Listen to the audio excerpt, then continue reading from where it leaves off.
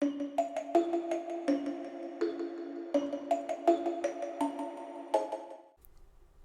guys, this is Mistress Nightmare here, and today we'll be reading a short story. It's called A Day in the Forest, a Slenderman love story. Before we get started, please hit that like button, comment, subscribe to this channel if you guys want more creepypasta fanfictions out there. And a big thank you to Alquine Slender in sending me this short story of the Slender Man and a Tiki Toby love story, and also provided the background image for these stories. So thank you so much. Anyway, let's get started. I walked down this dirt road with autumn red, orange, and brown leaves scattered around the ground along the path in the trees. I held onto the grocery bags closer to me as my hands started to ache from the pressure of the bag's handle. I switched hands to let my previous one have a break. I look up to see it was getting dark. Oh no, it's getting dark, so I have to get home soon, or I won't be able to see my way back so easily. There could be animals that could attack me in the dark, I muttered to myself. I looked over to see a rustic gate with a sign that was bent and read "No trespassing."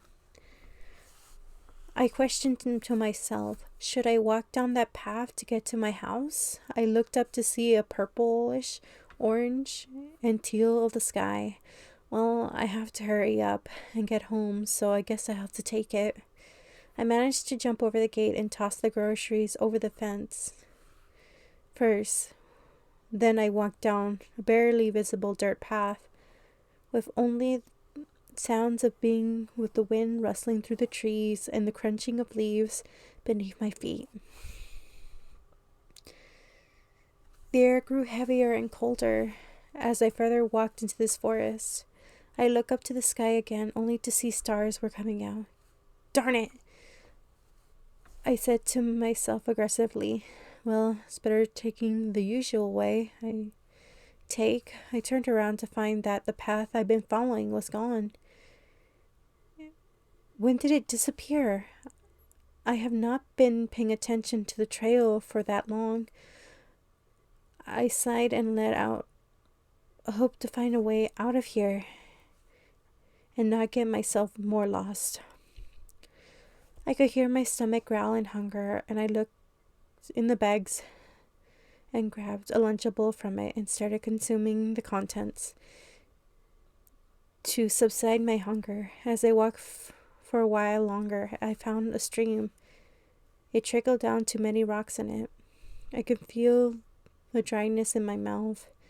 I cupped some water in my hands, hoping the water is safe enough to drink, and drank handfuls of water. When I was done, my hands were freezing from the cold water and wind. I kept going, thinking of my mother, who was probably worried that she might be because I'm not home yet. I started to think of the folklore of the town that has still this tall, white, faceless man in a suit in these woods, and he kills anyone that wanders into his forest. That sent shivers down my spine, but I knew it was fake. It was just up to the locals out in the forest. I sat down at a tree, dozing off, not realizing that I had fallen asleep. But when I woke up, in a short time after seeing, it was still dark. I walked further. Surprisingly, there was a cabin. It looked abandoned, and the roof caved in at one point. A broken window and weeds were all grown over the place. I felt the cold air blow on me again. It made me shiver, and chills run down my spine. This place gives me an eerie feeling. My stomach twisted and turned as I closed the distance between me and the cabin. Finally meeting it. Inside, I was surprised to find a candle match inside. When I looked around, The cold wind blew out the match until I was able to keep it lit with the little candle. I looked further into the cabin. It feels like I'm being watched.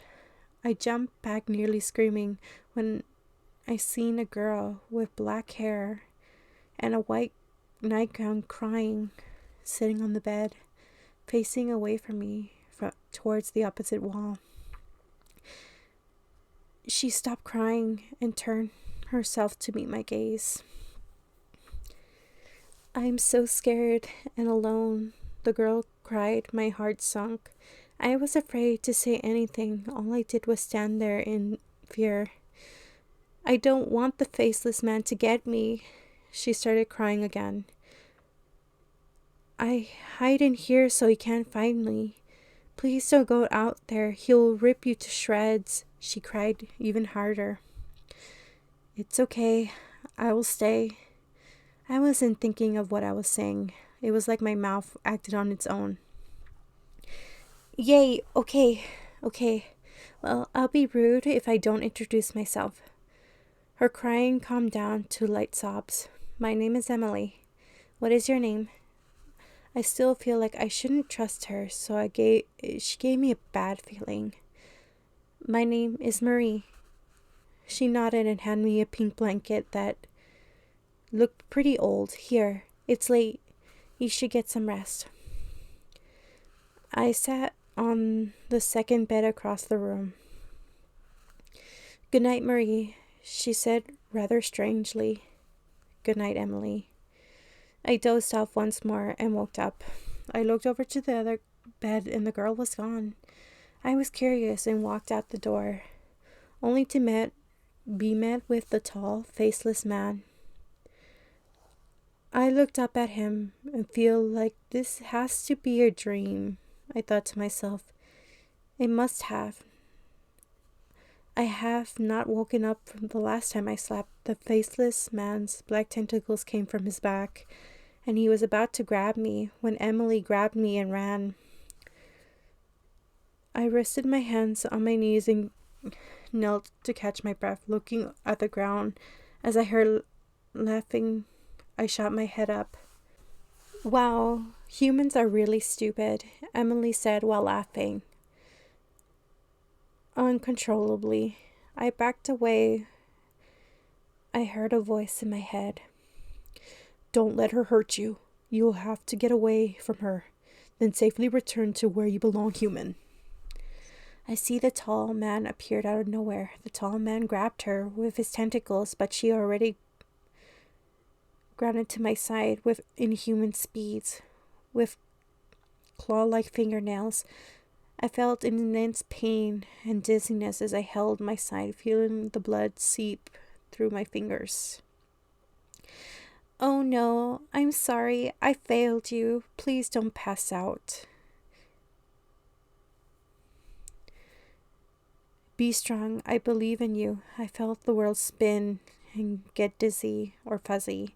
Then I felt myself hit the ground and everything went black. I see a bright light over and see that this man, dressed in black, with a blue mask with eyeless holes, dripping in a black silhouette, all he said was "welcome." Then everything else went into black.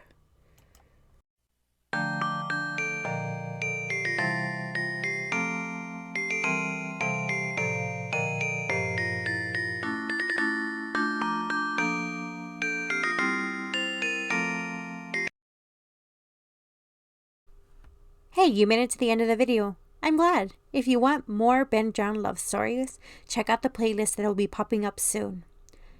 Also, if you want any more fanfictions narrations, please check out my other channel, Reading with Blade, which has multiple fanfictions up already. If you are interested in the yaoi experience, check out Tyler O'Connell's channel if you want to go there. But note that channel is only 18 and up. I've been listening to Tyler's stories and I'm addicted to them. Until then, bye guys!